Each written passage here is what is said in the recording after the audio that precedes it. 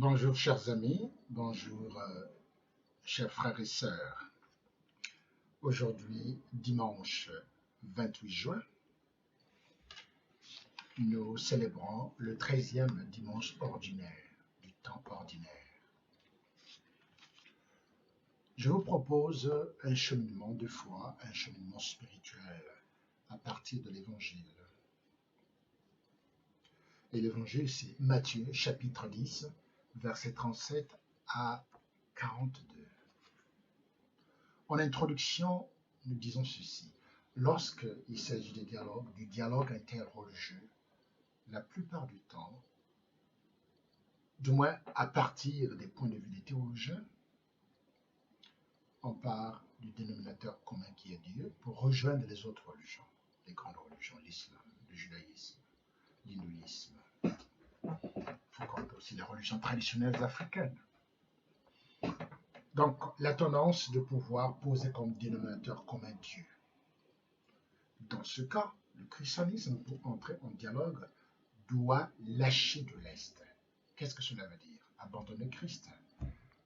Le pape Jean-Paul II avait toujours une intuition assez intelligente de dire oui le dialogue, oui avec Dieu comme dénominateur commun, mais qui sommes-nous sans le Christ?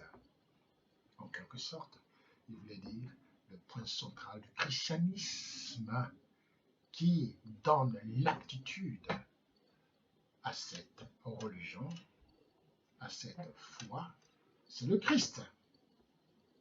Le Christ est le point central, est le point d'achèvement, le point d'accomplissement de la foi chrétienne. Sans le Christ, il n'y a pas de christianisme, c'est clair. La tendance est de dire la religion chrétienne, c'est le Christ, bien sûr, mais c'est de dire de façon populaire, la religion chrétienne, c'est la religion de l'amour. Oh, vive l'amour! La religion chrétienne, c'est seulement la religion de l'amour. Voilà, c'est tout, c'est fini.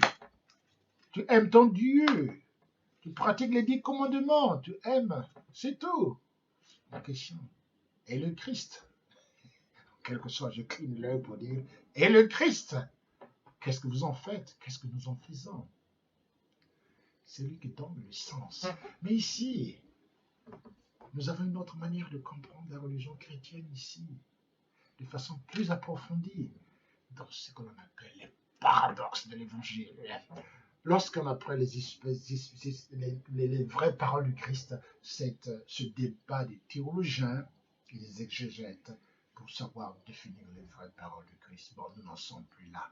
L'état actuel de l'exégèse de la théologie se préoccupe peu de définir les vraies paroles du Christ, parce que le christianisme, c'est un tout. Le message chrétien est un tout. Je veux pas aller dans ces aspects beaucoup plus techniques. Mais ici, je me contenterai de dire, il semble bien que les paradoxes de l'Évangile décrivent essentiellement le vrai message du Christ. L'accomplissement est au centre des paradoxes. Alors, le premier paradoxe porte sur l'amour. Si vous aimez plus que moi votre père et votre mère, vous n'êtes pas digne de moi. Cela ne veut pas dire n'aimez pas votre père et votre mère. Plus que moi. Voilà le paradoxe de l'Évangile. Le deuxième paradoxe, la croix qui est l'instrument du supplice, l'instrument de la honte. Le Christ en fait l'instrument de l'élévation, l'instrument du salut. Alors, en quelque sorte, porter sa croix. Donc, entrer dans la déchéance dans laquelle le Christ qui a porté sa croix est entré est le signe de l'élévation de la personne qui suit le Christ. Là, il devient comme son maître. Le Christ présente comme paradoxe. Paradoxe, c'est en quelque sorte une opinion contraire communément admise. C'est ça le paradoxe. Et ici, dans la croix, il y a la logique de qui perd gagne que nous allons voir tout à l'heure. C'est le troisième paradoxe. Qui perd gagne, qui perd sa vie. Qui veut gagner sa vie la perdra. Mais ici, il faut le comprendre dans la logique même, dans l'orientation que donne la deuxième lecture de Romains au chapitre 6, versets 3 à 4 et 8 à 11. c'est la perte du péché, les situations du péché, de l'énergétique du péché, de l'impact du péché en nous. Il y a un acte de volonté ici, mais ici il y a aussi un acte de la grâce de cette perte. Nous ne sommes pas seuls à perdre. Il y a l'Esprit Saint qui nous fait perdre nos possessions intérieures et nos possessions extérieures sur lesquelles nous tenons, qui peuvent être parfois aussi des possessions de péché, ou bien des situations de péché, ou bien des situations qui engendrent des actes de péché, de séparation avec Dieu. Et le Christ pose clairement la question de les perdre. C'est ce qu'on appelle dit la mort à soi par le baptême, le rite de baptême. Lorsque nous sommes baptisés, l'immersion dans l'eau symbolise la mort. Il s'agit d'abord de la mort au péché. Et puis la résurrection, lorsqu'on sort de l'eau comme une personne nouvelle. Le quatrième paradoxe, c'est l'hospitalité. L'hospitalité du disciple qui correspond à l'hospitalité du Christ et l'hospitalité du Christ qui devient l'hospitalité du Père. Cet accueil circulaire, il faut le comprendre dans le sens de la mission initiale, itinérante. Il ne s'agit pas ici de prendre avantage, encore, Paul dit, celui qui ne travaille pas, qui ne mange pas non plus. Le Christ est un grand travailleur, un charpentier.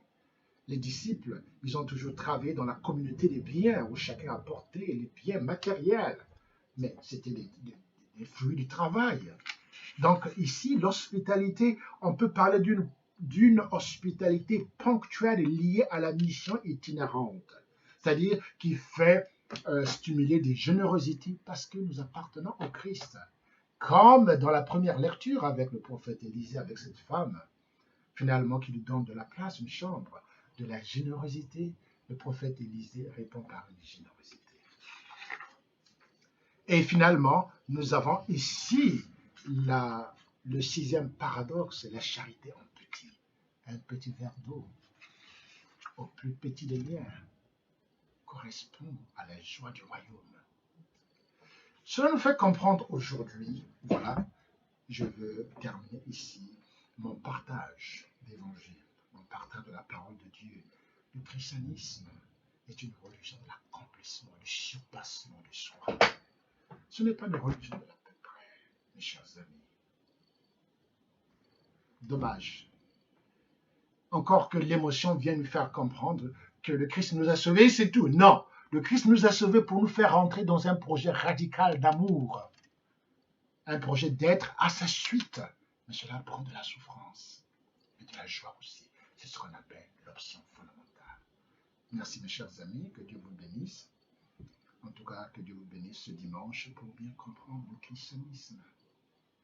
C'est une religion de changement. Ce n'est pas une religion où on reste soi-même. Et puis on est là, on ne veut pas changer dans son caractère, dans ses petits défauts couverts. Non, c'est une religion qui vient changer intérieurement, de façon totale. C'est ce qu'on appelle l'accomplissement de soi à travers le Christ. Et l'amour de Dieu et l'amour du prochain ne suffit pas. Cet amour prend son exemple dans le Christ. Cela veut dire, je m'excuse de l'anglais, de l'amour du Christ. Nous passons à l'amour de Dieu et l'amour du prochain. Sans moi, vous ne pouvez rien faire. Je suis le chemin, la vérité et la vie. Ok, bon dimanche. Que le Seigneur vous bénisse.